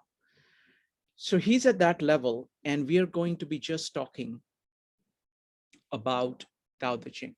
And that's going to be at 12 p.m. Eastern time on Monday. So it's going to be very special. On Tuesdays, we are doing a series on Tao Te Ching. We are doing something really remarkable. I talked about this experiment on writing questions and answering orally. I thought this was tremendous success. And Pegor, thank you so much. Thank you so much for being such a superb scribe. It was my pleasure. Yeah, it was just amazing. It was just amazing. So, so what we are doing with Tao Te Ching is a far greater experiment. Tao Te Ching is written in Chinese. The thought is very far from the Western thought. The time is far from our time. It's 500 BC. The script in which it is written is ideograms. It's mostly pictorial, which captures world in a very different way. And the way your mind works when you're using that script is very different. And what we are doing is that we are taking multiple translations. Though people call it translations, it is really, yes, folks, it's 12 p.m. On 12 p.m. Eastern time on Monday. Though they call it translations, they are really interpretations. And what we are doing is that we are reading about dozen interpretations that everybody brings their favorite translation, and we listen to all the translation, including there is this amazing guy Jason who grew up with this, and the way he put it is that he learned it during his high school. He thought he knew it but did not know it at all, and a great example of how education is wasted on the young. This is the time, once you have that little bit of context of life, you're able to appreciate ideas better. So what we do is that we look at all these translations first.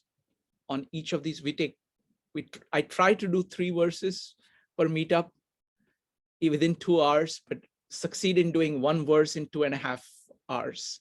And it's very, very good. It's like the level of discussion is incredible. So what we do is that we read all the translations and then have detailed discussions on each key point made in the poem. So the level of depth of discussion. So you will learn a lot about language. You will learn a lot about how do you actually talk? And I have to figure out how to bring writing in. And I will keep working on that, of how to do it. I mean, we are bringing writing in by having all these translations. That is our kind of writing component of it. And everybody's reading those things and then expressing what they got from it. So it is truly remarkable experience. It's kind of what we do with Jordan Peterson, but the distance between the writing and speaking is significant. And having the multiple voice, a chorus of voice, adding to it brings, just like it brings immense amount of richness here. Also, I have to say, these Jordan Peterson meetups are fantastic because over time, we build a great deal of common knowledge that allows us to talk at a very deep level, which would not be possible otherwise. It also helps that Jordan Peterson himself is a comprehensivist thinker. He brings together ideas from biology and psychology and sociology and politics and everything, philosophy and religion in an integrated way. And having that base allows us to discuss at a much higher level.